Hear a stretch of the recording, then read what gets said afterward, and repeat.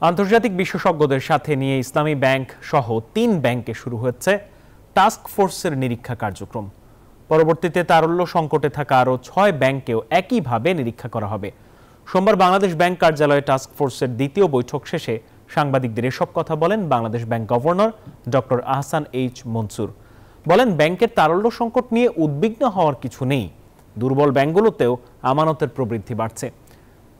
এ সময় গভর্নর জানান, ব্যাংক বন্ধ নয়, বরং দুর্বল ব্যাংকগুলোকে একীভূত করার চিন্তা আছে। গ্রাহকদের অপ্রয়োজনীয় অর্থ উত্তোলন থেকে বিরত থাকার পরামর্শ দেন তিনি। বলেন, আগামী মার্চ থেকে এপ্রিলের মধ্যে মূল্যস্ফীতি সহনীয় হয়ে আসবে। বসুন্ধরা টিস্যুতে ছাড়ের ছড়াছড়ি। বসুন্ধরা টিস্যু নিয়ে এলো নিশ্চিত ছাড়। আমরা একটু যেগুলো ক্রাইসিসের মধ্যে পড়ে গেছে, বিশেষ করে যেখানে দুর্বৃত্তায়নটা বেশি হয়েছে এবং রিসেন্টলি হয়েছে, সেই ব্যাংকগুলোতেই বেশি তাই করছে। এখানে ইসলামী ব্যাংকের সংখ্যাটাই বেশি, অ্যাজ ইউ নো। তো এবং কারণ আমরা জানি।